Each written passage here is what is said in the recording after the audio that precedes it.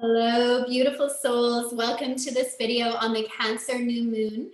So this is happening on June 28th at 10:52 a.m. Eastern time. This new moon is so supportive for manifestation and intention setting. The moon is at home in the sign of Cancer. So this brings you back to your soul's truth. And when you connect with the desires you hold in your soul, in your heart, there's an energy and momentum that builds. And the universe begins to rearrange to bring what it is you desire into your experience. Now, this is also the first new moon following the solstice. So it's bringing us into the second part of 2022, making it an incredible time to go within and reflect.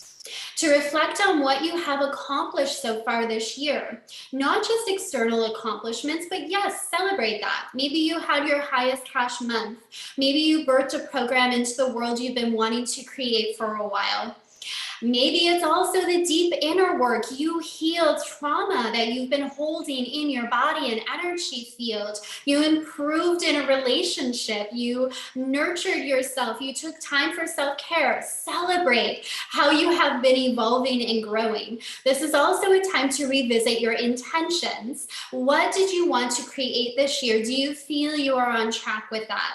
What adjustments are you called to make? And with all the planetary shifts we've been having, the retrogrades, like you may find you go back and you reflect on some of those goals and intentions and you realize you're a different person. You're in a new space and what you thought you wanted no longer aligns. And that's why this new moon is so powerful. One of the many reasons, as you'll see as we dive deeper into the chart, it brings you back home to your truth. Your intuition will be speaking to you so clearly at this time.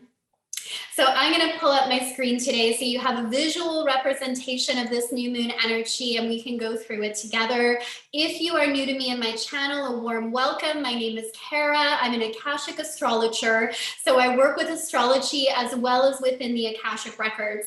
And I love supporting spiritual entrepreneurs, light workers, and healers in aligning to the highest timeline for their life and for their business as they learn to co-create with cosmic intelligence. So if this resonates, be sure that you subscribe. I would absolutely love to support your journey. So I'm going to share my screen now so we can dive right into these energies here. So this is the chart for the new moon in Cancer. So we have the moon and the sun at 7 degrees in the zodiac sign of Cancer. So the moon is at home in this sign, making it very, very strong, very powerful. And we want to really understand the Cancerian archetype because this new moon is not making a lot of aspects to the other planets. So it's standing very, very strong on its own.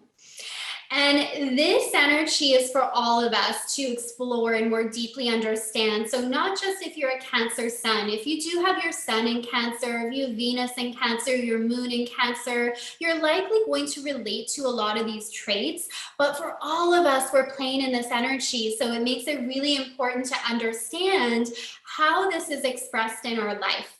So Cancer is the archetype of the great mother, the divine mother. So it has a very nurturing quality to it.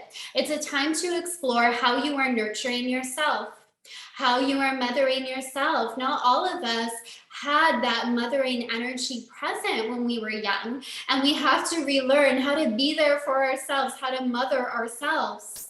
Even if we did have it, it's a very important skill to learn, to share that love, that compassion, that nurturing energy that can come from within us, and we're not relying on external forces or other people in our life to shower us with that. We know how to generate that within us.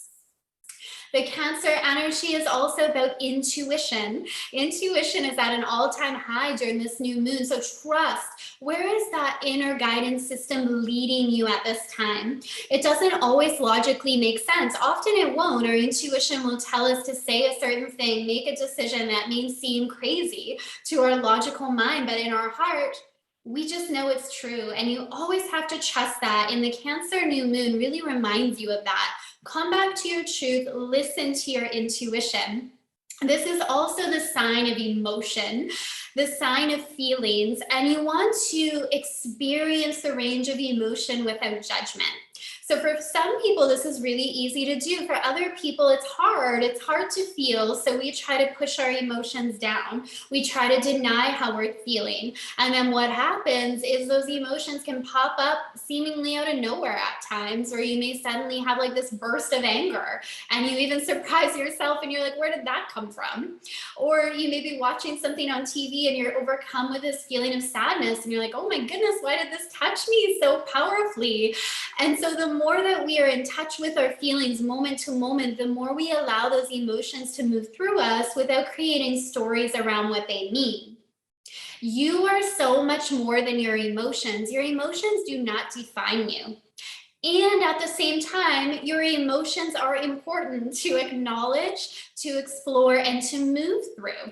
So yes, there can be a lot surfacing during this time, and that's where it's important to look at how you're nurturing yourself, how you're caring for yourself. This is also about how we care for other people, the people in our life that we're not taking, always in this taking energy, but we're actually looking at what we can give. It's not about what we can get, it's showing up each day and asking, how can I serve? How can I be a channel for infinite intelligence to flow through me and make this world a better place? What message am I called to share? What programs am I called to offer? What can I do today to make this world a better place? To make someone else's life a little more brighter, to share and spread love. And there is such a comfort to this Cancerian energy of allowing ourselves to give that love and to receive it. And at the same time, we don't want to give from an empty cup. This is not about giving out of obligation, giving because we have to. This is about giving because we desire to. So we're caring for ourselves, we're nurturing ourselves, and from that space, we're looking at how can I now share this energy of love with the world? How can I brighten someone's day? But it is really important with the Cancerian archetype that we're not burning ourselves out in that process. That can happen. So you may want to look at your life and look at where you're burning out, because you need to have better boundaries, where you need to say no and practice those boundaries. And now this also speaks to energetic boundaries.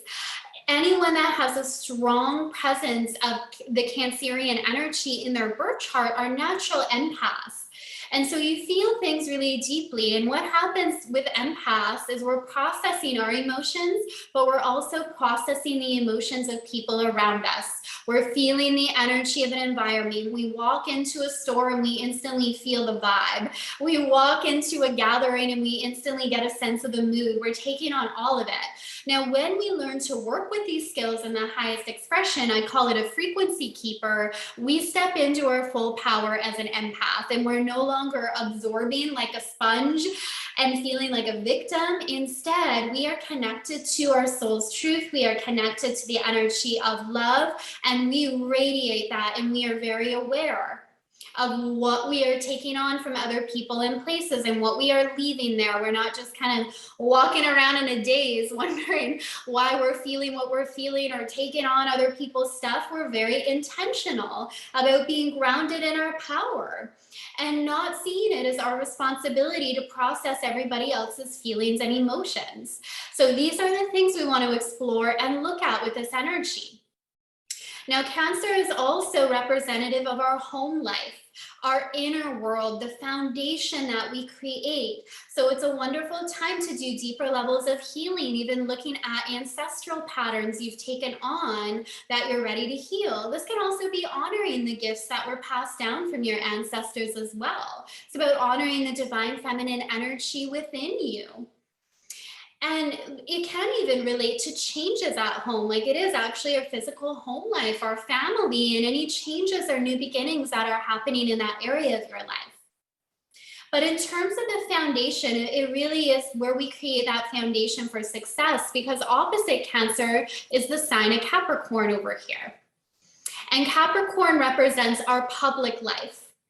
And again, at this new moon, it's not really in focus, but to fully understand the Cancerian energy, we kind of want to look at the axes of Cancer Capricorn, which is the opposite sign of Cancer. So this inner work that you're doing, this inner foundation that you are creating, then influences how you show up in the world. And that's why it's so powerful. Like if we are walking around with wounds or trauma that we're unaware of or we haven't healed, that can come out, and it will come out in our business, in our relationships, in ways that we don't always like, in ways that surprise us. So doing that inner work is necessary to fully thrive and give back in the world in the way we desire. Not about perfection, we are human, but it is about conscious awareness of what's going on in our inner world, processing those emotions, doing that healing work.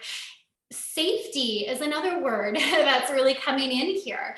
Safety and Cancerian energy in this new moon go hand in hand. That craving of safety and the realization that that is something you have to create internally. And yes, there's things in the external world, of course, that help us feel safe, that help us feel secure, and we can collectively work to create those things, and it's important that we do.